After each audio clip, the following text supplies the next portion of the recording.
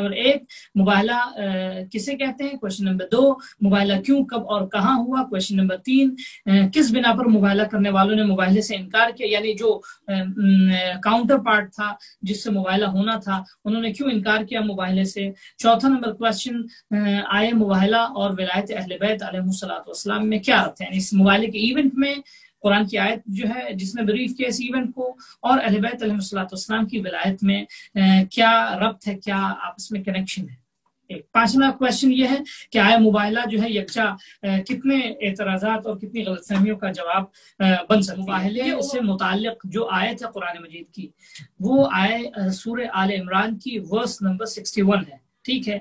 लेकिन पूरे मुबाहले के इवेंट से मुताल्लिक जो आयतें हैं वो 3 आयतें हैं, वो 59, 60, 61, 59, 60 और 61 ये 3 आयतें ऐसी हैं कि जो सूरह आले इमरान में मुबाहले के इवेंट से मुताल्लिक हैं। अऊज़ु बिल्लाहि मिनश शैतानिर रजीम, बिस्मिल्लाहिर रहमानिर रहीम, अल्हम्दुलिल्लाहि रब्बिल आलमीन, सल्लल्लाहु अला मुहम्मदिन व अहले बैतिहि अत्तय्यबीन अत्ताहिरीन अल-मासूमीन, ला सियमा बक़ियतुल्लाहि फिल अर्ज़ीन व हुज्जतिहि अलल खलाइक़ अजमईन, वलअनु दाइमतुल अबदियतु अला अअदाइहिम अअदाइल्लाहि अजमईन यौम ज़ुल्मिहिम इला लिक़ाइ यौमिद्दीन, अम्मा बअद। फमन हाज्जक मिन बअद मा जाअक मिनल इल्म फक़ुल तआलू नदउ अब्नाअना व अब्नाअकुम व निसाअना व निसाअकुम व अनफुसना व अनफुसकुम सुम्मा नब्तहिल व नजअल लअनतल्लाहि अलल काज़िबीन। सदक़ल्लाहुल अलियुल अज़ीम व सदक़ रसूलुहुल करीम वल अइम्मतुल मासूमून। दर्स का उन्वान है मुबाहला विलायत के आईने में। बहरहाल कब्ल इसके कि मैं असल दर्स को आपकी खिदमत में वाज़ेह करूं और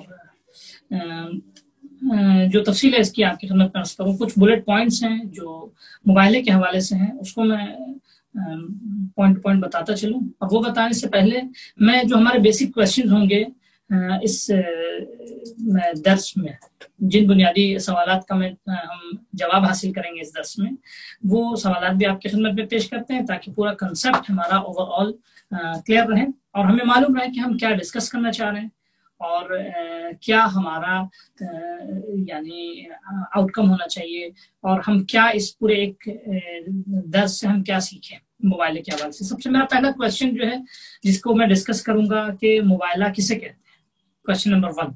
क्वेश्चन नंबर 2 मुबाहला क्यों, कब और कहाँ हुआ, क्वेश्चन नंबर 2।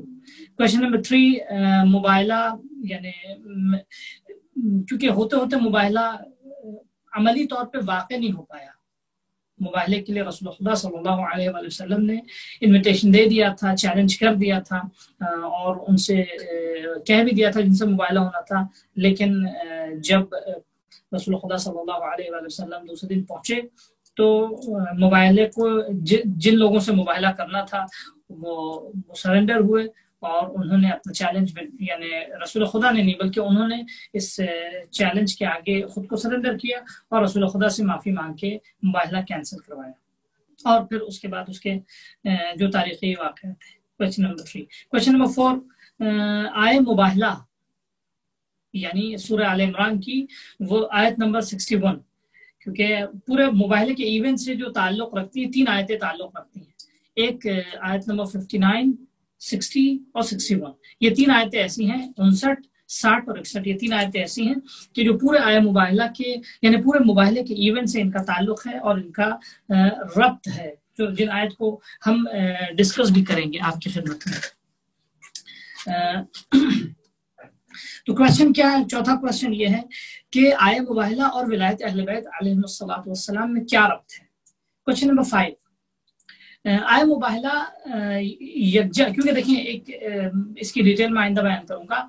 खुद विलायत के हवाले से बहुत सारे एतराज़ात, शुबहात, गलत फहमियाँ क्रिएट करने की कोशिश की गई हैं और लोगों के जहनों में डालने की कोशिश की गई है, ठीक है। बहुत सारे शुबहात ऐसे हैं, बहुत सारे बहुत बेसिक हैं और बहुत सारी ऐसी झूठी इमारतें बाकायदा जो मुखालिफिन अहले बैत अलैहिस्सलाम ने खड़ी की हैं वो अपने उन्हीं शुबहात पे खड़ी की हैं और आयत विलायत ने इन शुबहात का यकजा जवाब दे, कलेक्टिव आंसर है आयत मुबाहला में और बहुत सारे एतराज़ात और बहुत सारी कंफ्यूजन्स اور بہت سارے شبہات جو ہیں وہ آئے مباہلہ میں بالکل کلیئر و واضح ہو جاتے ہیں، جس کے بعد کوئی ڈاؤٹ اور کوئی شبہ باقی نہیں رہتا۔ تو کوشچن نمبر 5 جو ہے وہ یہ ہے کہ آئے مباہلہ یکجا ولایت کے باب میں کن شبہات اور غلط فہمیوں کا جواب بن سکتی ہے؟ تو 5 کوشچن ہے۔ کوشچن نمبر 1 مباہلہ کسے کہتے ہیں؟ کوشچن نمبر 2 مباہلہ کیوں، کب اور کہاں ہوا؟ کوشچن نمبر 3 کس بنا پر مباہلہ کرنے والوں نے مباہلے سے انکار کیا، یعنی جو کاؤنٹر پارٹ تھا جس سے مباہلہ ہونا تھا انہوں نے کیوں انکار کیا مباہلے سے؟ چوتھا نمبر کوشچن آئے مباہلہ اور ولایت اہل بیت علیہ الصلوۃ والسلام میں کیا ربط ہے، یعنی اس مباہلے کے ایونٹ میں قرآن کی آیت جو ہے جس نے بریف کیا اس ایونٹ کو، اور اہل بیت علیہ الصلوۃ والسلام کی ولایت میں کیا ربط ہے، کیا آپس میں کنیکشن ہے۔ ایک 5واں کوشچن یہ ہے کہ آیا مباہلہ جو ہے یکجا کتنے اعتراضات اور کتنی غلط فہمیوں کا جواب بن سکتی ہے۔ یہ اوور آل جو کوشچن یہ ہیں اس کو انشاءاللہ ہم کلیکٹیولی اس درس میں آپ کی خدمت میں جواب کی شکل میں پیش کریں گے۔ امید ہے کہ جب ہمارا درس ختم ہوگا تو ان سوالات کے جواب آپ کو ملیں گے۔ ایک یہ بیسک پہلی بات تھی۔ دوسری جو بات ہے وہ یہ کہ میں صرف مباہلے کی فضیلت کے حوالے سے آپ کی خدمت میں جو کچھ عرض کروں گا وہ آئی تھنک جو سوالات کے جواب دیں گے اس کے ذیل میں آپ کے لیے بات واضح ہو جائے گی۔ تو سب سے پہلا کوشچن مباہلہ کسے کہتے ہیں؟ اچھا، یہ آپ کے ذہن میں بالکل آ چکا ہے کہ مباہلے سے متعلق جو آیت ہے قرآن مجید کی وہ سورہ آل عمران کی ورس نمبر 61 ہے، ٹھیک ہے۔ لیکن پورے مباہلے کے ایونٹ سے متعلق جو آیتیں ہیں وہ 3 آیتیں ہیں، وہ 59 60 61 59 60 اور 61 یہ 3 آیتیں ایسی ہیں کہ جو سورہ آل عمران میں مباہلے کے ایونٹ سے متعلق ہیں۔ وہ کیا ہے آیتیں؟ میں آیتیں آپ کی خدمت میں پڑھ لوں اور انشاءاللہ جو ہے تاکہ آپ کے ذہن میں بھی، اور میں یہ بھی آپ کو سجیسٹ کروں گا کہ آپ اپنے سامنے قرآن بھی رکھیے اور قرآن رکھ کے سامنے ان آیتوں کو دیکھیے تاکہ آپ کو بھی بات واضح مکمل طور پہ سمجھ میں آ جائے۔ اعوذ باللہ من الشیطان الرجیم، بسم اللہ الرحمن الرحیم۔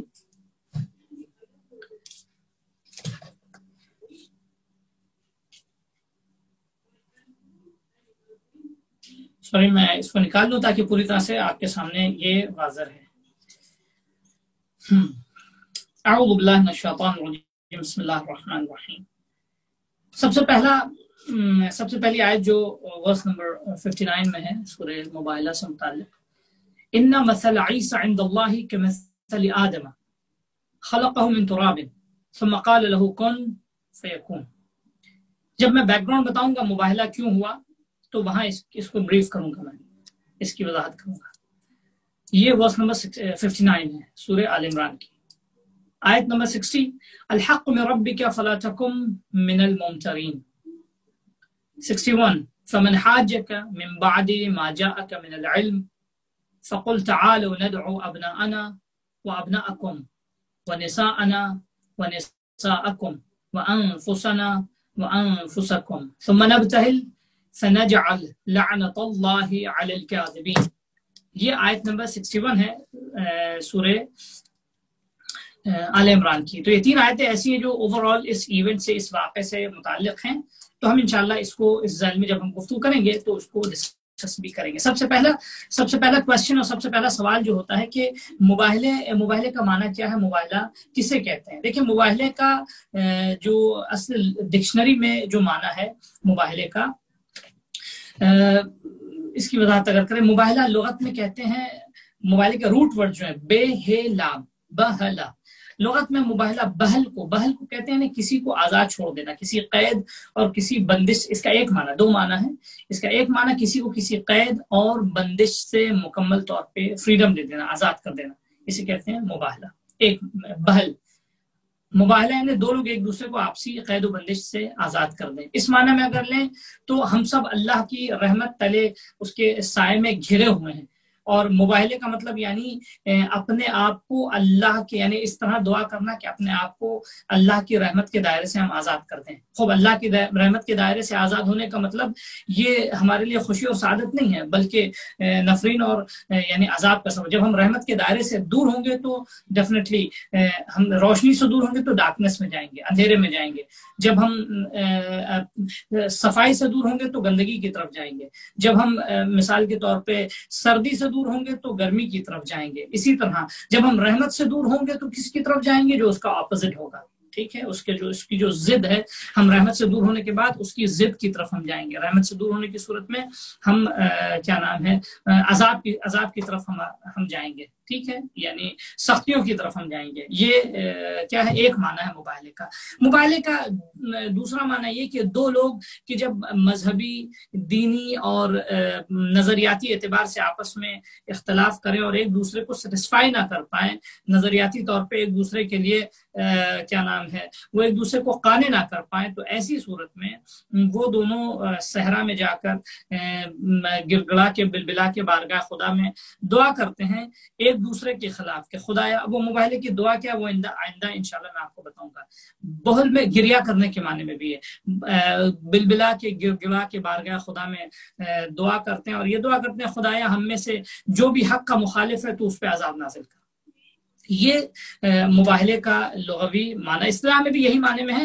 یعنی جب کوئی آپ کا مذہبی اصطلاحی معنی جو آج ہے اس کا اور یعنی اسلام میں جو اس کا معنی آپ استعمال ہوتا ہے وہ یہ ہے کہ کوئی بھی ہمارے دین کا مذہب کا اگر مخالف ہو اور کیا نام حقانیت کا منکر ہو تو ہم اس کو پہلے دلیل و گفتگو کے ساتھ اس سے کیا نیگوشیٹ کریں گے, اس کو بریف کریں گے, اس سے باقاعدہ یعنی اوپن ٹاک کریں گے. لیکن جب گفتگو, مذاکرہ اور نیگوسیشن یہ سب کسی نتیجے تک نہ پہنچ پائیں, اصولاً دیکھیں میں ایک چیز عرض کر دوں, اصولاً تو یہ ہے کہ ہر انسان کو اتنا عقل مند ہونا چاہیے کہ اس کے سامنے اگر کوئی دلیل پیش کی جائے تو اس کو دلیل کو ایکسیپٹ کر لے. مینس اگر پروف اوتھینٹک ہے, دلیل اگر مضبوط ہے, مستحکم ہے تو اسے وہ ایکسیپٹ کر لے. اگر کوئی واضح دلیل کو مان کے اگر یعنی واضح دلیل کو سمجھنے کے بعد بھی اگر اس کو ایکسیپٹ نہ کرے یعنی وہ فکری اعتبار سے بالکل پست انسان ہے, بالکل کیا نام ہے ایک دم یعنی بے خرد انسان ہے کہ جو ایک چیز کو ایکسیپٹ کرنے کے بعد بھی, ایک چیز کو ماننے کے بعد بھی عملی میدان میں اس کے آگے جو ہے خاضع نہیں ہوتا ہے. خوب یہ یعنی وہ انسان محترم انسان نہیں شمار کیا جائے گا اور محترم نہیں کہلایا جائے گا. تو یہ ایک بات آپ کی خدمت میں واضح رہنی چاہیے.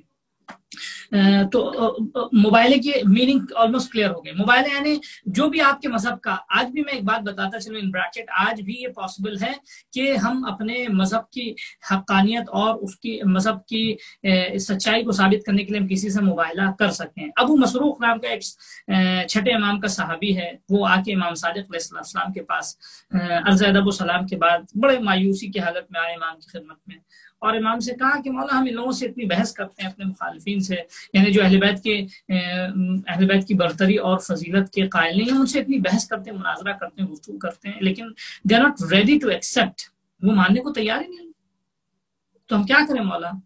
امام نے کہا دیکھو دلیل و گفتگو کے بعد سمجھانے سے اگر تھک جاؤ یو کان مثلا help them in that sense, آپ ان کو کچھ بیان نہیں سمجھا نہیں پا رہے ہیں اور they are not agree to accept it, وہ ماننے کو بھی تیار نہیں.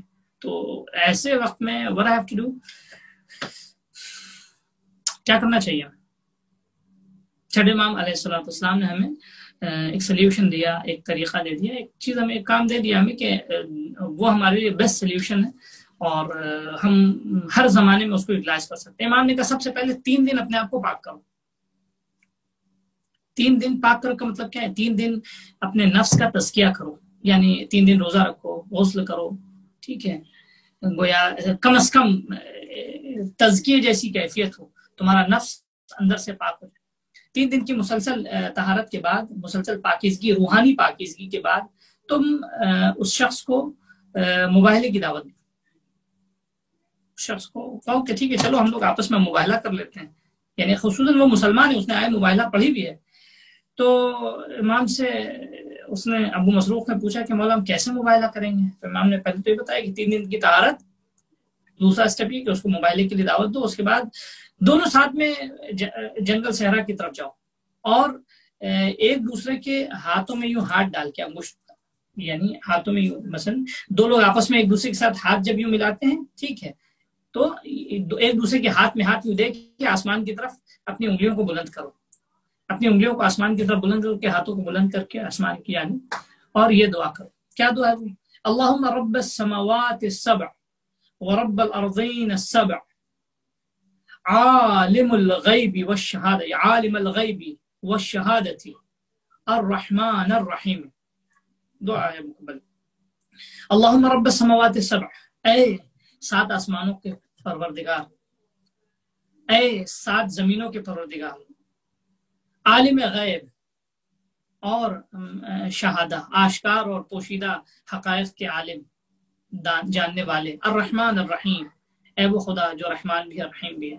یہ کہہ کے بارگاہ خدا میں جو ہے وہ یہ کہے کہ خدایا ہم دونوں میں سے جو بھی حق کا منکر ہے تو اس پہ جو ہے عذاب نازل کر، تو اس پہ آسمان سے بلا نازل کر. اور پھر یہ کہے کہ خدایا اگر فلاں شخص، یعنی جس سے مباہلہ ہو رہا ہے، وہ اگر منکر حق ہے تو اس پہ تو آسمان سے بلا نازل کر، آسمان سے عذاب نازل کر. ٹھیک ہے، دونوں یہ کہیں، مثال دونوں فریق ایک دوسرے کے لیے یہی کہیں کہ خدایا، یعنی میں کہوں گا اپنے فریق کے لیے خدایا اگر یہ میرے ساتھ آنے والا شخص یہ فلاں ابن فلاں اگر مخالف حق ہے، یعنی اس کا مطلب کیا، میں حق پر ہوں اور وہ مخالف ہے، تو اس پہ آسمان سے تو عذاب نازل کر. اسی طرح وہ بھی یہ کہے گا خدایا فلاں ابن فلاں اگر مخالف حق ہے اور میں حق پر ہوں تو اس پہ عذاب نازل کر. چھٹے امام فرماتے ہیں کہ اس مباہلے کو اگر اس کی شرائط جو روحانی شرائط ہیں، تزکیہ نفس اور اخلاص، معنویت، اللہ سے رابطہ، ٹھیک ہے، معصوم ہونا ضروری نہیں ہے مباہلے کے لیے، غیر معصوم بھی یہ کر سکتا ہے. یہ اگر ہے، چھٹے امام فرماتے ہیں کہ بہت زیادہ وقت نہیں گزرے گا، کچھ ہی دیر میں جو ہے آسمان سے اللہ کا عذاب پھر نازل ہوگا اور خدا جو ہے وہ اس مباہلے کی استجابت کرے گا. تو یہ مباہلہ جو ہے اسے مباہلہ کہتے ہیں. مباہلے کے concept I think almost clear ہو چکا ہے. اب میں کویسچن نمبر 2 کی طرف جا رہا ہوں. کیا ہے کویسچن نمبر 2؟ دوسرا نمبر کویسچن ہمارا کیا تھا؟ مباہلہ کیوں، کب اور کہاں ہوا. سب سے پہلے یہ بتاتا چلو مباہلے کی آیت جو نازل ہوئی یہ مدینے میں نازل ہوئی، یہ مدنی آیتوں میں سے یہ آیت ہے ایک. اس کے بعد مباہلے کے لیے تقریباً نصارہ نجران کے نصارہ جو تھے، نجران ایک علاقہ ہے جو تقریباً آپ کے خدمت پیش کریں سعودی عرب کے ایکسٹریم ساؤتھ ایسٹرن علاقوں میں ہے، کہ جو تقریباً یمن سے قریب ہے وہ علاقہ. ٹھیک ہے، وہاں آلموسٹ کرسچن زیادہ تھے اس علاقے میں. تو وہاں کے رسول خدا صلی اللہ علیہ وسلم جب فتح مکہ ہو گئی تو اس کے بعد جب مسلمانوں کو تھوڑی اسٹیبلٹی اور مل گئی اور ان کی وسعت اور قوت میں اور اضافہ ہو گیا، تو پھر مختلف علاقے کے لوگوں کو رسول خدا صلی اللہ علیہ وسلم نے باقاعدہ لیٹر، دعوت نامہ اور ان کو باقاعدہ طور پر ان کو انوائٹ کیا، اسلام کی دعوت دی کہ وہ آئیں، اسلام میں باقاعدہ داخل ہوں اور اسلام کو ایکسیپٹ کریں. رسول خدا صلی اللہ علیہ وسلم کی دعوت پر مختلف لوگوں کا مختلف ریاکشن تھا. کچھ لوگ اسلام لے کر آئے، کچھ لوگوں نے اسلام قبول کیا، کچھ لوگوں نے مخالفت کی، کچھ لوگوں سے باقاعدہ جنگ ہوئی، کچھ لوگ جنگ میں شکست کرنے کے بعد، جیسے خیبر میں فرض کیجیے یہودیوں نے خیر وہ خیبر کے سبب کچھ اور تھا، وہ اپنی جگہ ٹھیک ہے، لیکن ان سے جنگ ہوئی. اس کے بعد وہ جنگ کے بعد جزیہ دینے کے لیے سرنڈر ہوئے. یا اس کے بعد جب رسول خدا نے سب کو لیٹر لکھا، دعوت نامہ دیا، اسلام کی طرف بلایا، تو جو لوگ مان گئے وہ مان گئے، جو لوگ نہیں مانے ان کو یہ تھا کہ یا وہ جزیہ دے، ٹیکس دیں، یا یہ کہ اس کا مخالفت پہ ان کو پنشمنٹ ملے گی. تو چنانچہ کرسچنز کا ایک بڑا ڈیلیگیشن جو ہے، جس میں اسقف اعظم، آرک بشاپ اور یہ شامل تھے، اور سب سے بڑے پادری اس زمانے کے، یعنی ان کے سب سے بڑی شخصیت ان کی وہ اس ڈیلیگیشن میں آئی. اور بہرحال اس کا پس منظر کیا ہے، وہ کس حلے اور لباس میں آیا. رسول خدا نے فرسٹ ڈے ان کو ایکسیپٹ نہیں کیا کیونکہ وہ بہت شاہانہ لباس میں تھے. رسول خدا نے ان کو یعنی یہ سمجھانے کے لیے کہ بہرحال ہم مثلا شاہانہ اور یہ مثلا زرق و برق لباس جو ہے ہمارے لیے ناپسند ہے، نہیں کہ ہم اس معنی میں ناپسند ہے، لیکن ایسی شخصیت رکھنے والے اور اتنی عظیم شخصیتوں کو کیا نام ہے اتنا زرق و برق و شاہانہ لباس جو ہے وہ زیب نہیں دیتا ہے۔ تو خیر نیکسٹ ڈے جب رسول خدا صلی اللہ علیہ وسلم نے انہیں ایکسیپٹ کیا تو ان کا سب سے پہلا سوال یہ تھا کہ کیسے پاسبل ہے کہ ایک انسان بغیر باپ کے اس دنیا میں آ جائے۔ ان کا پہلا کویسچن تھا نصارے نجران کا، ان کے اسقف اعظم کا۔ تو ان کے پہلے رسول خدا خاموش رہے تھوڑی دیر تک، آسمان کی طرف دیکھا، پھر سر جھکایا۔ تھوڑی دیر کے بعد اللہ نے جناب جبرائیل کے ذریعے یا رسول خدا صلی اللہ علیہ وسلم پہ آیت نازل کی، سورہ آل عمران کی آیت نمبر 59، ان مثل عیسی عند اللہ کمثل آدم خلقہ من تراب ثم قال له کن فیکون۔ ایک ساتھ دو جواب۔ سب سے پہلے یہ کہ ان مثل عیسی عند اللہ کمثل آدم، تمہارا سوال یہ کہ کیسے بغیر باپ کے جو ہے ایک انسان اس دنیا میں آ سکتا ہے۔ اگر یہ سوال تمہارا ویلڈ ہے تو سب سے پہلے جناب آدم کے بارے میں ڈاؤٹ کرو، جناب آدم کیسے بغیر باپ کے اس دنیا میں چلے آئے۔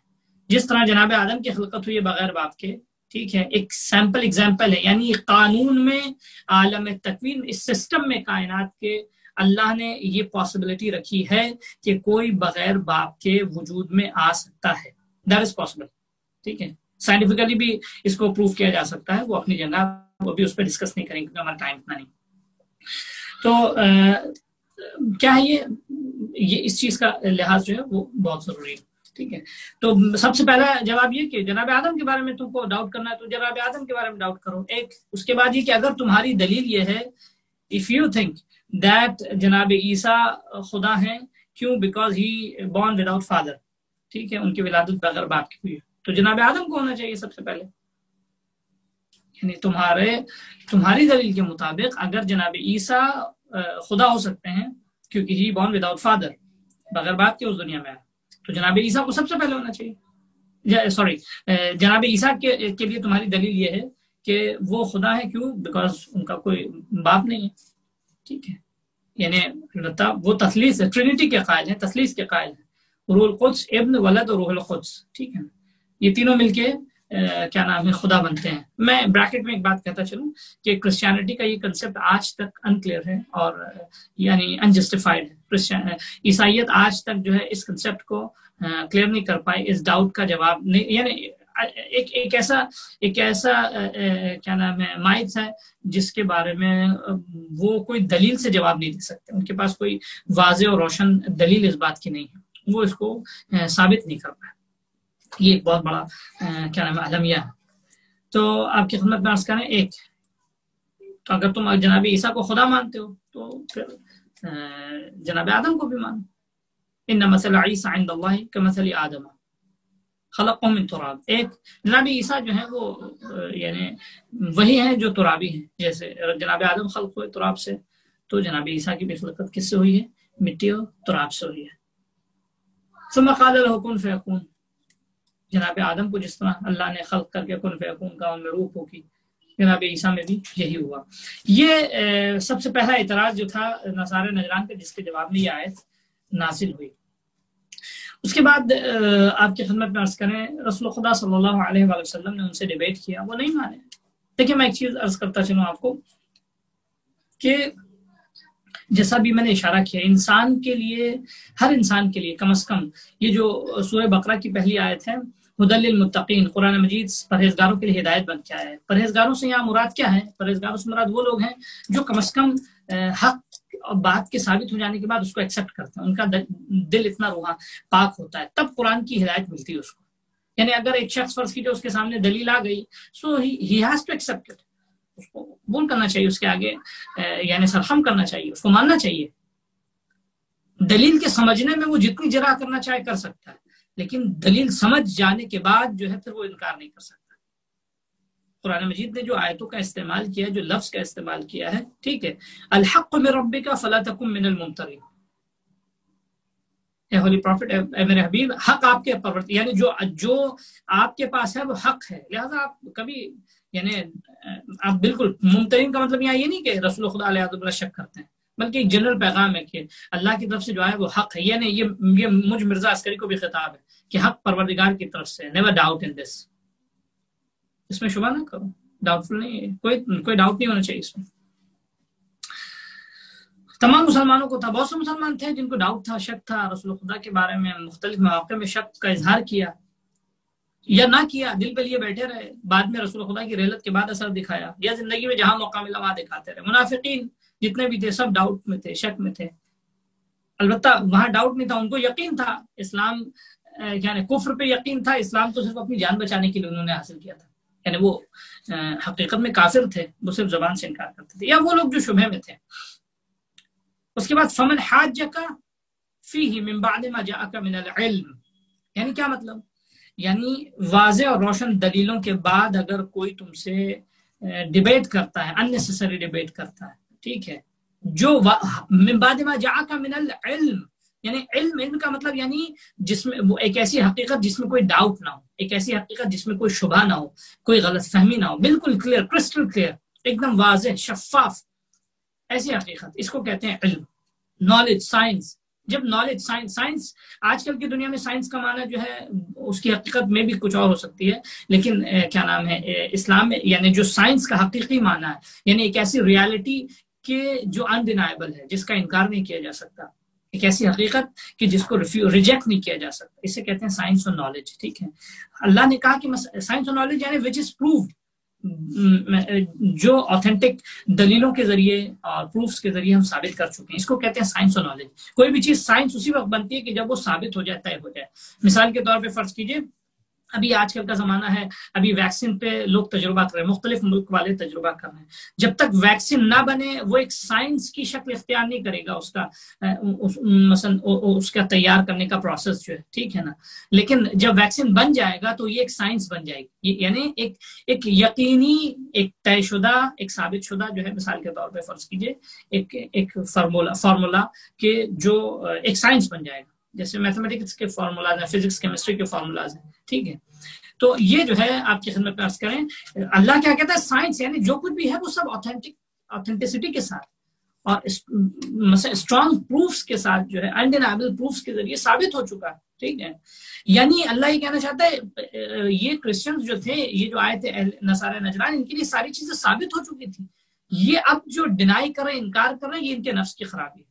تو اب فمن جاءک یعنی فمن حاجک فیہ من بعد ما جاءک من العلم, علم آ جانے کے بعد اب جو کوئی آپ سے فمن حاجک فیہ من بعد ما جاءک من العلم, آپ کے پاس جو ہے علم آ جانے کے بعد, یعنی اب رسول خدا نے جو ان کو دیا تھا وہ ساری علمی دلیلیں تھیں, تو اب ان سے آپ کہیے وہ ہیلپ لیس ہیں, ان کو آپ یو کانٹ ہیلپ, ان سے آپ کہیے آؤ مباہلہ کر لیتے ہیں. تعالوا ندعو ابناءنا ابناءکم ونساءنا ونساءکم وانفسنا وانفسکم ثم نبتہل فنجعل لعنت اللہ علی الکاذبین. پھر ہم ابتحال کریں گے اور جھوٹوں پر اللہ کی لعنت بھیجیں گے. یہ رسول خدا صلی اللہ علیہ وآلہ وسلم نے مثلا نصارہ نجران کو کہا. اور مباہلے کے لیے پھر جو ہے وہ آپ کی خدمت عرض کریں, جب رسول خدا صلی اللہ علیہ وآلہ وسلم نیکسٹ ڈے آئے, اچھا کیونکہ مباہلے سے ایک دن پہلے, وقوع مباہلے سے ایک دن پہلے آئے تھے, تفسیر بھی نازل ہوئی. رسول خدا صلی اللہ علیہ وآلہ وسلم, فخر رازی نے اس روایت کو نقل کیا ہے, رسول خدا صلی اللہ علیہ وآلہ وسلم ایک کالی ابا, پشمی ابا, انہوں نے اپنے الفاظ میں کہا اوڑھ کے آئے, اور اس میں امام حسن کو شامل کیا, امام حسین کو شامل کیا, حضرت علی کو شامل کیا, اور امام شہزادی زہرا فاطمہ زہرا سلام اللہ علیہا صلوات اللہ علیہم اجمعین کو شامل کیا.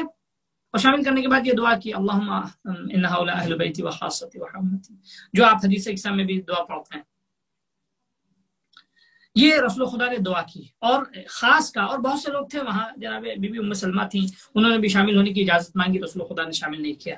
آپ یعنی اہل خیر میں سے ہیں لیکن ان اہل بیت میں سے نہیں. یعنی ابھی جن سے دین کو پروٹیکشن ملے گا وہ صرف یہی ہے. جو اہل بیت کا, میں ایک بات یہاں ضمنی طور پہ معنی بھی عرض کرتا چلوں, اہل بیت کا ضمنی طور پہ معنی جو ہے وہ اہل بیت یعنی لغوی معنی جو ہے وہ گھر والے سارے, تو رسول خدا کے جتنے بھی گھر والے ہیں ان کو سب کو شامل ہونا چاہیے, ٹھیک ہے نا. لیکن اصطلاحی معنی میں جب اہل بیت کہا جاتا ہے یعنی اہل بیت رسالت, نہ اہل بیت نبی محمد صلی اللہ علیہ وآلہ وسلم. رسول خدا کی پرسنل لائف کے اہل بیت نہیں, ذاتی زندگی کے اہل بیت نہیں, بلکہ یہ وہ اہل بیت ہیں کہ جو بیت رسالت کے ہیں, بیت رسالت کے کیا نام ہے، بیت نبوت کے معدن الرسالہ، مختلف الملائکہ، بیت نبوت اور رسالت کے جو اہل ہیں یہ ان میں شامل ہیں۔ اور فخر رازی نے خود اس بات کو کہا ہے کہ یہ ایک مثلا ایسی فضیلت ہے کہ جس کا انکار نہیں کیا جا سکتا۔ جب اس آیت کے ذیل میں انہوں نے تفسیر کی تو وہاں اس بات کا اعتراف کیا۔ فخر رازی کی تفسیر ہے مفاتیح الغیب، اور خود ایک بڑے اہل سنت کے مفسرین ہیں، مفسرین میں سے ہیں، مفسر ہیں۔ تو یہ مباہلے کا بیک گراؤنڈ تھا کہ کب اور کیوں ہوا۔ اب سوال یہ کہ مباہلہ، تھرڈ سوال، مباہلہ کرنے والوں نے کس لیے مباہلے سے گریز کیا، جن کو رسول خدا نے دعوت دی تھی؟ جب وہ نہیں مانے تو رسول خدا نے ان سے کہا کہ بھائی تم لے کر آؤ اپنے بیٹوں کو، اپنی بیٹیوں کو اور اپنے نفسوں کو لے کر آؤ، ٹھیک ہے، اور ہم دونوں چلتے ہیں صحرا میں جا کے ابتحال کرتے ہیں اور ایک دوسرے پہ لعنت کریں گے، جو جھوٹا ہوگا اس پہ لعنت ہوگی۔ تو رسول خدا صلی اللہ علیہ وسلم آئے، امام حسن، امام حسین، شہزادی زہرا سلام اللہ علیہ مولائے کائنات کو لے کر اپنے ساتھ جانے لگے، اور انہی کو لے کے گئے مباہلے کے دفاع کے لیے۔ میں ایک چیز آپ کی خدمت میں عرض کرتا چلوں بریکٹ میں، یہ مباہلہ رسول خدا کے پرسنل انٹرسٹ میں نہیں تھا، یہ مباہلہ اسلام کے انٹرسٹ میں تھا، یہ مباہلہ اسلام کے لیے تھا، یہ مباہلہ رسول خدا صلی اللہ علیہ وسلم کی رسالت یعنی قرآن کی حقانیت، رسول خدا کی حقانیت، دین مبین کی حقانیت، دین کی عظمت، اس کے لیے تھا۔ اب جو لوگ بھی آ رہے ہیں وہ اسلام کو پروٹیکشن دینے کے لیے آ رہے ہیں، وہ لوگ جو لوگ آ رہے ہیں مباہلے کے لیے وہ اسلام کو بچانے کے لیے آ رہے ہیں، وہ اسلام کے دفاع کے لیے آ رہے ہیں، وہ اسلام کے تحفظ کے لیے آ رہے ہیں۔ اس چیز کا لحاظ بہت کرنا ضروری ہے، کوئی یہ معمولی ایونٹ نہیں تھا، یعنی سب کچھ رسول خدا صلی اللہ علیہ وسلم نے داؤ پہ لگا دیا سب کچھ، یعنی یہ جو آ رہے ہیں یہ پروٹیکشن دینے کے لیے، یہ اسلام کے محافظ، اور قرآن مجید نے ان کو کیا نام ہے جو ہے وہ ان کو صداقت کی سند دی، یہ سچے ہیں کیا نام، اور جھوٹا جو ان کے مقابل میں آپ جو کیا نام ہے انکار کرے حق کا تو وہ جھوٹا ہے۔ تو رسول اللہ صلی اللہ علیہ وسلم ایک تو اچھا امام رضا علیہ السلام سے مامون کے دربار میں، مامون رشید تھا، بہرحال بہت سارے مناظرے، بہت سارے مباحثے اس نے کروائے امام رضا علیہ السلام کے مقابل میں، لوگوں کو لے کر آتا تھا، وہ صرف اس نیت سے کہ امام کو شکست علیہ باللہ ہوگی اور اس سے پھر اہل بیت کی عظمت کم ہوگی اور اہل بیت کی ابوت اور جو مقام لوگوں کی نگاہ میں ہے وہ کم ہو جائے گا۔ تو امام رضا علیہ السلام سے کسی نے پوچھا کہ خود مامون رشید نے بظاہر پوچھا تھا یا کسی اور نے سوال کیا کہ حضرت علی علیہ السلام کی کوئی ایسی فضیلت بیان فرمائیے کہ جس فضیلت میں کوئی بھی شریک نہیں، جو سب سے برتر فضیلت ہے قرآن مجید کی، ٹھیک؟ تو امام رضا علیہ السلام نے اسی مباہلے کی طرف اشارہ کیا کہ قرآن مجید کی ایک آیت ایسی ہے کہ جس کے فضل میں علی اور آل علی اہل بیت علیہ السلام، اہل بیت رسول اکرم صلی اللہ علیہ وسلم کی وہ فضیلت ہے کہ جس میں کوئی انسان بھی شریک نہیں، کوئی بھی غیر اہل بیت اس میں شریک نہیں ہو سکتا، کوئی بھی اس کا حصہ نہیں، کوئی بھی اس میں۔ کون سی آیت ہے؟ آیت مباہلے کی طرف اشارہ فرماتے ہیں کہ اس آیت میں نہ کوئی شریک ہو سکا، یہ ایسا شرف ہے کہ جو مخصوص ہے علی اور علی کے اہل بیت سے مخصوص ہے، اس میں دوسرا کوئی بھی شریک نہیں ہو سکتا، اس میں کوئی بھی دوسرا شریک نہیں۔ امام رشید، خیر امام حسن، امام حسین، حضرت زہرا سلام اللہ علیہ، امام رشید یہ سن کر جو ہے وہ گویا دانت پیستا رہا اور ہاتھ مل کے رہ گیا، لیکن امام رضا نے واضح کر دیا کہ یہ ایک شرف ہے، فضیلت ہے، ایک ایسی برتری ہے پورے عالم اسلام پر، تمام مسلمانوں پر، کہ اس برتری میں کوئی بھی شریک نہیں مولا کائنات کا، اس برتری میں کوئی بھی شہزادی زہرا سلام اللہ علیہ کا شریک نہیں، اس برتری میں کوئی بھی امام حسن، امام حسین کا شریک نہیں، سب سے عظیم ترین برتری، سب سے عظیم ترین شرف ہے۔ چنانچہ رسول خدا صلی اللہ علیہ وسلم نے ادھر تیاری کی، ان کو لے کے گئے۔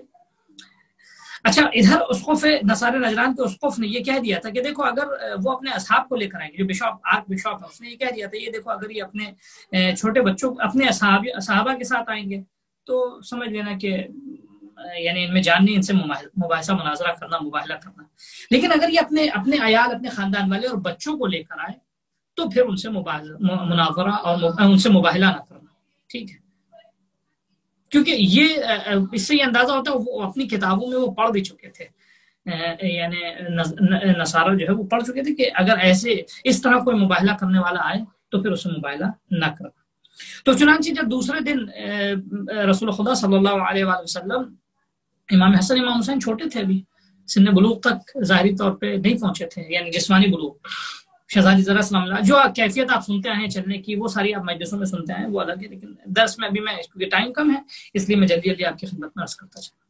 امام حسن امام حسین کا دونوں ہاتھ پکڑا رسول خدا نے، شہزادی زہرا بیچ میں، رسول خدا آگے، مولا کائنات رسول خدا صلی اللہ علیہ وسلم اور شہزادی زہرا کے پیچھے لے کے گئے. اور دور سے جب نصارہ نجران نے دیکھا، اسقف اعظم نے کہا کہ دیکھو ان سے مباہلہ نہ کرو، کیونکہ میں چہرے دیکھ رہا ہوں ایسے، اگر یہ آسمان کی طرف ہاتھ اٹھا کے دعا کر دے اور یہ پہاڑوں کو کہہ دے تو وہ اپنی جگہ سے ہٹ جائیں گے.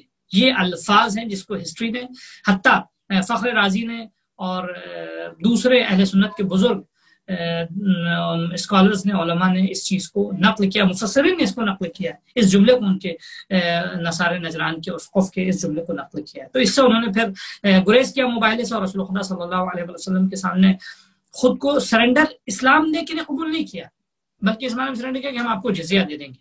اس سے یہ ثابت ہوتا ہے کہ بہرحال کیا نام ہے، حق ثابت ہو جانے کے بعد اگر کوئی حق کو ایکسپٹ نہ کرے، قبول نہ کرے، تو یہ اس کے نفس کی خرابی ہے.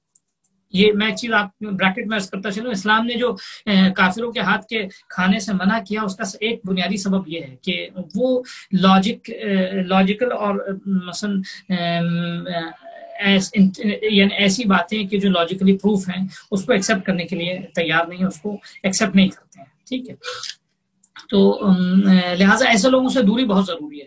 جو فکری اعتبار سے اتنے پست ہیں ان سے جو ہے وہ قربت اچھی نہیں ہے. ایسے لوگ جو ہے وہ کبھی فائدہ مند نہیں ہوں گے کہ جو اپنے نفس کے نہیں ہے. ایک چیز میرے لیے واضح ہوگی، میں کیوں نہیں اس کو ایکسیپٹ کروں؟ جو لوگ اپنے نفس کے نہیں ہیں وہ دوسروں کے کبھی نہیں ہو سکتے. لہٰذا ایسے لوگوں سے دوری اختیار کرنا بہت ضروری ہے. وہ اتنے نجس ہیں، پست ہیں کہ ان کے ہاتھ کا کھانا پینا بھی نہیں چاہیے.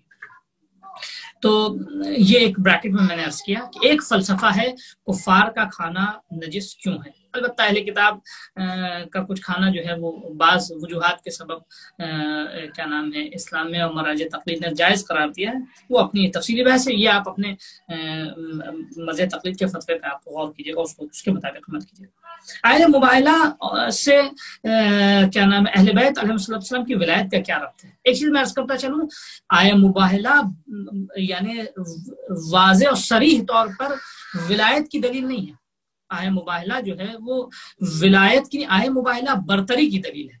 اگر اس سے برتری ثابت ہو گئی، چوتھا کوشچن جو تھا ہمارا وہ یہ تھا کہ آئے مباہلہ اور ولایت اہل بیت علیہ السلام میں کیا ربط ہے. آئے مباہلہ ولایت کے لیے یوں صریح دلیل کے مثلا جیسے غدیر کے لیے من کنت مولا فہذا علی مولا، یہ حدیث جو ہے، یا فرض کیجیے الیوم اکملت لکم دینکم، جیسے اس سے مثلا یہ غدیر کے واقعے کے بعد یہ آیت نازل ہوئی ہے. یا مثلا انما ولیکم اللہ ورسولہ والذین آمنوا الذین یقیمون الصلاۃ ویؤتون الزکاۃ وهم راکعون، سورہ مائدہ کی آیت آپ کی خدمت میں عرض کریں. یا سورہ نساء کی دوسری اور جو آیتیں ہیں سلسلے میں ولایت کے باب میں. تو یہ آیت براہ راست مباہلے کا واقعہ جو ہے براہ راست ولایت کی دلیل نہیں ہے، بلکہ مباہلہ ولایت کے سلسلے میں اہل بیت کی ایلیجیبلٹی کو ثابت کرتا ہے کہ اگر رسول خدا صلی اللہ علیہ وآلہ وسلم کے بعد کوئی برتر تمام عالم اسلام میں ہے تو وہ اہل بیت علیہ السلام، اہل بیت رسول ہیں.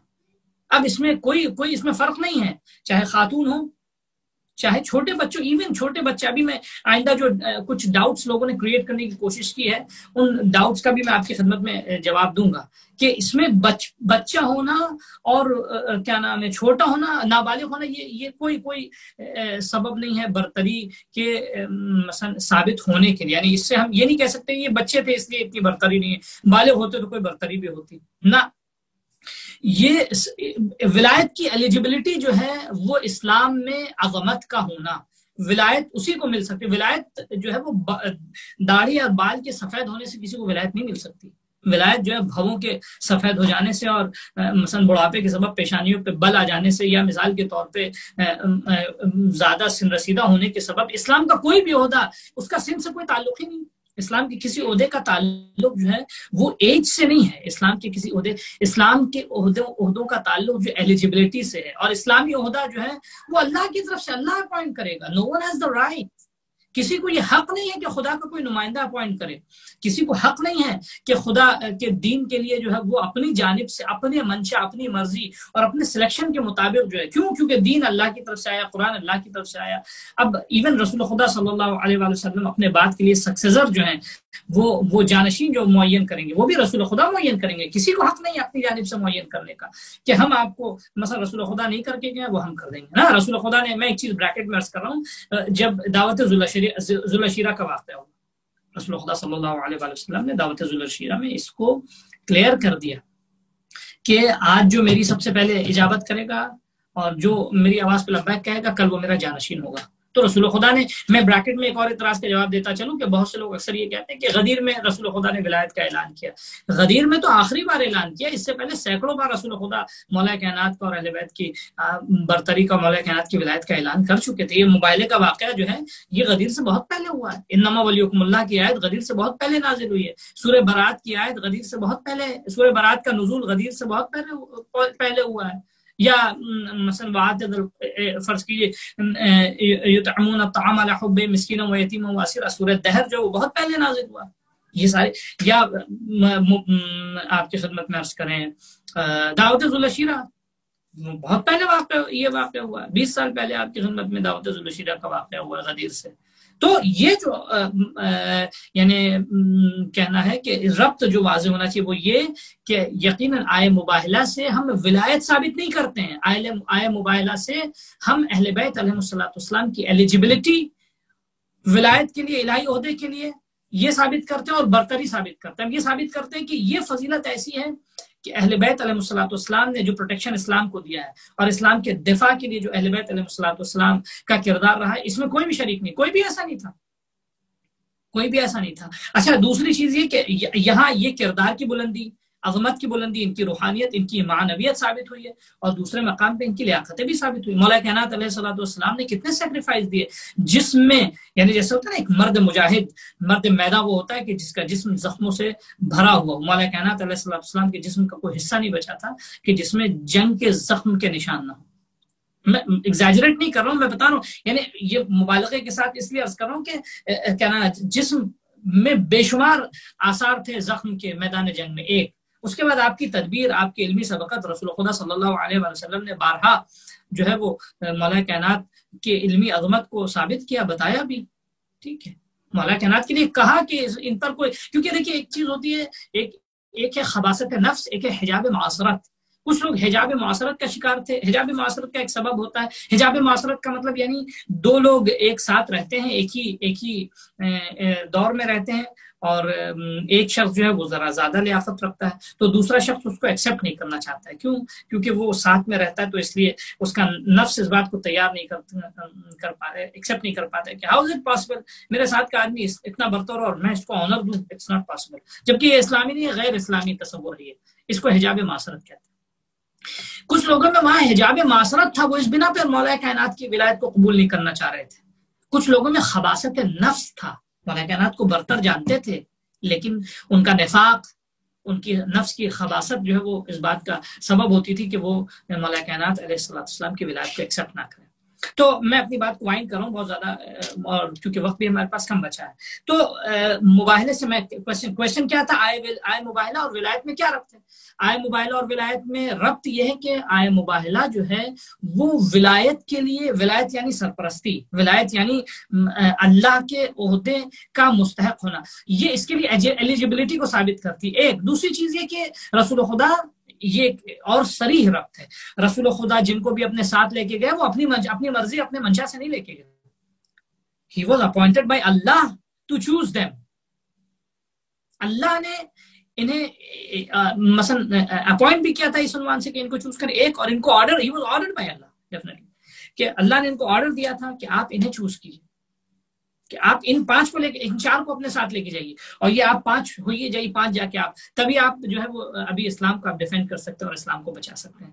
رسول خدا صلی اللہ, یعنی اللہ نے ان کو انتخاب کروایا. تو یہ انتخاب اللہ کا یہ صریح دلیل, یعنی جس کو کہیں ہم, یعنی رسول خدا کا انتخاب اہل بیت علیہ السلام کی ولایت کی دلیل ہو سکتی ہے. کیوں؟ کیونکہ اللہ کے حکم کے کسی اور کو کیوں نہیں انتخاب کیا رسول خدا نے؟ کتنے سفید ریش والے تھے, کتنے مثال کے طور پہ اور چھوٹے بچے تھے, لیکن یہ چھوٹے بچے دوسروں سے ممیز ہیں, یہ چھوٹے بچے عام بچے جیسے نہیں تھے. تو یہ رسول خدا کا انتخاب جو ہے اس بات کی دلیل ہے کہ اللہ کے نزدیک بھی یہ منتخب ہے. اللہ کے نزدیک بھی یہ چنندہ ہے، اللہ کے نزدیک بھی یہ سلیکٹیو ہے. اسلام کے دفاع کے لیے اللہ نے انہی کو معین کر رکھا ہے.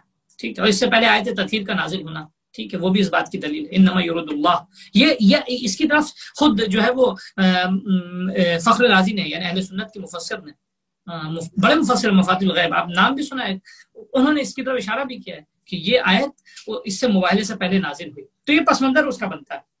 تو اس عنوان سے آیت مباہلہ میں اور آیت ولایت میں ربط، اس کو میں دو حصوں میں تاکہ آپ کے لیے بھی سمجھنا آسان ہو. سب سے پہلے صریح ولایت کا حکم نہیں ہے اس میں، لیکن ہاں ولایت کے لیے برتری اور ایلیجبلٹی اور استحقاق جو ہوتا ہے وہ اس آیت سے ثابت ہوتا ہے. دوسرے کہ رسول خدا صلی اللہ علیہ وآلہ وسلم دوسروں کو بھی لا سکتے تھے لیکن نہیں لے کر آئے، کیونکہ اللہ نے دوسروں کو لانے کا حکم نہیں دیا بلکہ ان کو لانے کا حکم دیا. یہ سلیکشن جو ہے رسول خدا کا ذاتی سلیکشن نہیں تھا بلکہ بحکم خدا تھا.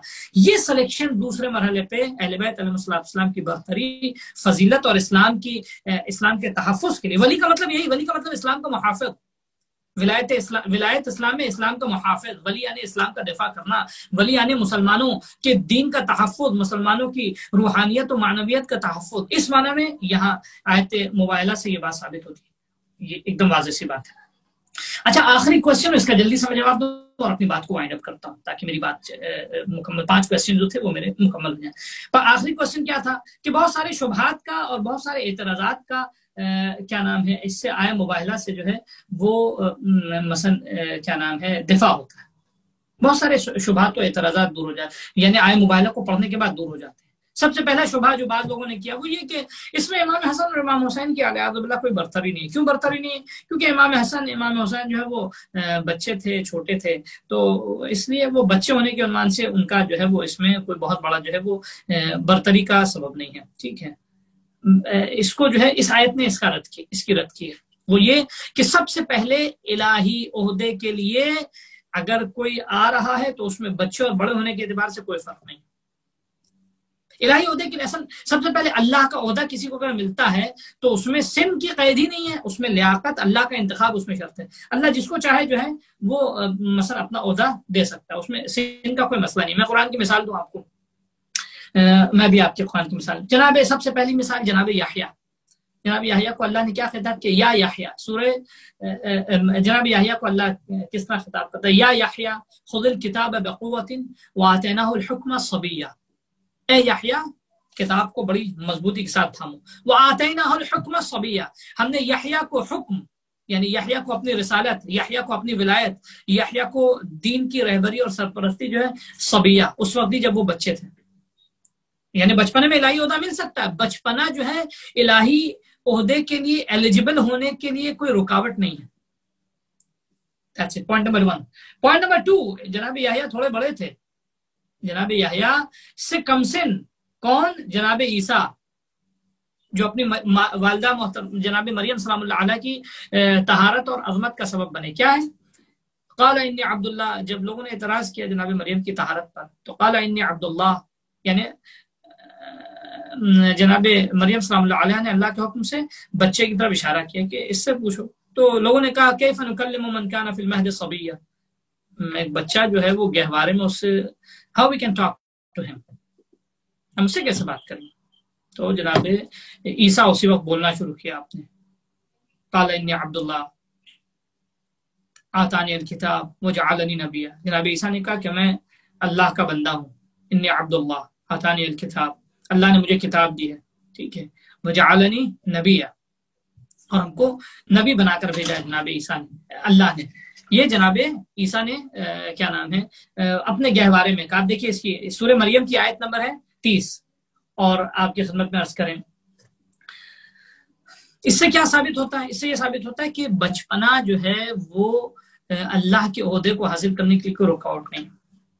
یہاں کیا ہے؟ یہاں آیت مباہلہ میں ابنا دونوں بچے تھے. ٹھیک ہے، لیکن ابنا یہ بچے ہونے کے باوجود بھی تم کل یہ دلیل لے کر نہ ہو کہ یہ بچے ہیں تو یہ کیسے ہمارے سرپرست و ولی ہو سکتے ہیں. جائے کہ بچے مولا کائنات کی ولایت کو بعض لوگوں نے اس لیے دوسروں کو ان کی کرسی پہ بٹھایا. ایک تو خیر غاضبانہ کیا نام ہے عمل تھا وہ، اور بٹھانے کے بعد جو دلیل ہے کہ وہ مثلا خلیفہ اول بہت سن رسیدہ تھے. نہ، سن کی کوئی قید ہی نہیں ہے. ان کے بارہ اپنا خود کا اعتراف تھا اپنی کیا نام ہے نااہلی کے بارے میں کہ وہ نہیں اس بار اس کرسی کے اہل نہیں تھے. وہ لیا شیطان یعنی خلیفہ دوم اول دونوں نے اس بات لیا شیطان یعترینی ہمارے سر پہ کبھی کبھی شیطان سوار ہو جاتا. فَإِذَا رَأَيْتُمْ فِي اعْوَجَاجٍ فَقَوِّمُونِي جب ہم پہ تم نے کجروی دیکھی تو ہم کو سیدھا کرنا. یہ کیسے ممکن ہے؟ جو شخص رسول خدا صلی اللہ علیہ وسلم کی کرسی پہ بیٹھا ہے جانشینی کو سنبھال رہا ہے تو اس کو تو ایسا نہیں ہونا چاہیے. اس کے لیے تو بہرحال ایک اہم مسئلہ ایک ذمہ داری ہے. وہ کیسے کم از کم یعنی خطا لغزش تو دور کی وجہ شیطان کی بات ہو رہی ہے. شیطان ہمارے سر پہ سوار ہو جاتا. تو یہ کہنا جو ہے کہ بچپنا تھا اصل ویلڈ نہیں ہے کیونکہ اللہ نے بچپنے میں عہدہ دے رکھا. ایک دوسری بات یہ کہ انفسنا نساءنا ابنانا جمع کا صیغہ آیا ہے تو خوب جمع کا صیغہ قرآن مجید میں 12 جمع کا صیغہ آیا. 12 ایسے موارد آئے ہیں کہ جن کے لیے مثال کے طور پہ اللہ نے جمع کے الفاظ استعمال کیے ہیں لیکن وہاں شخص کرنے والے ایک انجام تھے. ٹھیک ہے. بہت سے موارد ایسے قرآن مجید میں ہیں کہ جہاں صیغہ جمع کا استعمال ہوا ہے لیکن اس کے مصداق جو ہے اس کا ایک ہی تھا. میں آپ کو اس کی ایک دو اس کی مثال اور ایگزامپل دیتا ہوں آپ کو تاکہ جو تھوڑی سی اور کلیئر ہو جائے, تھوڑی سی بات واضح ہو جائے. میں اس کے بات کو ایک دو ایگزامپل کے ذریعے کیا نام ہے کلیئر کر دیتا ہوں کہ لفظ جمع کا استعمال ہوا ہے لیکن کیا نام ہے لفظ جمع کا استعمال ہوا ہے لیکن کیا نام ہے معنی جو ہے مفرد کا ہے. ٹھیک ہے. جیسے سورہ آل عمران میں لقد سمع اللہ قول الذین قالوا ان اللہ فقیر ونحن اغنیاء. ٹھیک ہے. یہ آیت ہے سورہ آل عمران کی آیت نمبر 181. اللہ نے بے شک اللہ نے جو ہے ان لوگوں کا یعنی لفظ کا ترجمہ میں کروں ابھی مصداق اس کا بتاؤں گا. اللہ نے ان لوگوں کی بات کو سنا کہ جنہوں نے یہ کہا کہ ان اللہ فقیر اللہ فقیر ہے ونحن اغنیاء اور ہم جو ہے مالدار ہیں. خوب یہ قول کس نے کہا تھا؟ ایک شخص نے کہا تھا. حی بن احطب یا حی بن غنحاس یا حی بن احطب ایک شخص تھا یا اس کا حی بن احطب نام ہے یا غنحاس نام ہے اس کا. خوب ایک شخص نے کہا لیکن وہ لفظ کیا استعمال ہوا؟ الذین کا استعمال ہوا. الذین عربی میں جمع کا لفظ ہے. اس کے علاوہ دوسری مثال آپ کی خدمت میں عرض کریں سورہ آل عمران کی ورس نمبر 173 آیت نمبر 173 الذین قال لهم الناس قد جمعوا لکم فخشوہم فزادہم ایمانا وقالوا حسبنا اللہ ونعم الوکیل. ٹھیک ہے. اس آیت کو 173 آیت ہے. وہ لوگ کہ جن کو کچھ لوگوں نے کہا یہ الذین اصل مورد شاہد مثالیں ہیں. سورہ آل عمران کے قرآن کھول کے دیکھیے گا. آل عمران کی 173 آیت یہاں الذین کا استعمال ہوا انہیں وہ جن لوگوں نے ان لوگوں نے کہا. ٹھیک ہے. خوب کہنے والے ایک شخص تھا. وہ کون تھا؟ نعیم بن مسعود اشجعی نام کا ایک شخص تھا کہ جس نے جو ہے مثلا لوگوں کو مسلمانوں کو ڈرانے کے لیے کچھ ایسی بات الذین کا لفظ استعمال ہوا. تو کہنے کا مقصد کیا ہے کہ لفظ جمع کے بہت سے موارد میں استعمال ہوئے ہیں لیکن ان سے مراد مفرد ہے. خوب یہاں ابنانا میں 2 بچے آئے. چلیے اس سے بحث نہیں ہے. عربی میں جمع جو ہے وہ 3 یا 3 سے مافوق ہے تو وہ بھی ابنانا میں بھی کوئی اور تھا ہی نہیں اس لیے ان کے علاوہ کہ جو دین کا دفاع کر سکتا ہے. نساء انا میں صرف شہزادی خاتون آئی ہیں شہزادی زہرا سلام اللہ علیہا. وہاں نساء میں جو ہے وہ اور کوئی دوسرا نہیں آیا ہے. انفسنا میں صرف مولا کائنات آئے ہیں. تو ان کے لیے ایک تو یہ کہ کوئی اور تھا نہیں ان کے علاوہ جو اس وقت آ سکتا دین کے دفاع کے لیے. دوسرا یہ کہ ان کے لیے بھی اگر جمع کا صیغہ استعمال ہوا تو قرآن مجید میں دوسری اور نظیریں پائی جاتی ہیں کہ جن میں جمع کا لفظ استعمال ہوا ہے لیکن معنی مصداق ان کا ایک ہی ہے. ٹھیک ہے. تو یہاں تک ہماری بات یہ کلیئر ہو جاتی ہے اس سلسلے میں. بہرحال ہمارا وقت بھی آلموسٹ ختم ہو رہا ہے. میں اپنی بات کو وائنڈ اپ کر رہا ہوں. ہمارے 5 کوسچنز تھے اس کو ذہن میں رکھیے گا. مباہلہ کسے کہتے ہیں؟ مباہلہ کیوں کب اور کہاں ہوا؟ تیسرا یہ کہ کس بنا پر مباہلہ کرنے جو لوگ آئے تھے عیسائی انہوں نے گریز کیا وڈرا کیا انہوں نے. چوتھا سوال یہ تھا کہ آیا مباہلہ اور ولایت میں کیا ربط ہے؟ 5واں سوال یہ تھا آیا مباہلہ جو ہے یکجا کن اعتراضات کا جواب بن سکتی ہے. امید ہے کہ باتیں ہماری کلیئر ہوگی. کچھ بھی فردر ڈاؤٹس ہوگا آپ کیا نام ہے اپنے علاقے کے علماء سے دریافت کر سکتے ہیں. اس سلسلے میں مزید اسٹڈی کیجیے. بارگاہ خدا میں دعا ہے کہ خدایا ہمیں اہل بیت کی ولایت کو درک کرنے اور سمجھنے کی زیادہ سے زیادہ توفیق عطا کرے. ہمیں ولایت کی راہ میں ثابت قدم رکھے اور دشمنان ولایت کی ہدایت ہو اور ہمیں دشمنان ولایت کے شر سے اور عالم اسلام کو ان کے شر سے محفوظ رکھے. امام زمانے کے دور میں تعجیل ہو. ہمیں ہماری نسلوں کو امام کا ناصر و مددگار بننے کی توفیق ملے. السلام علیکم ورحمۃ اللہ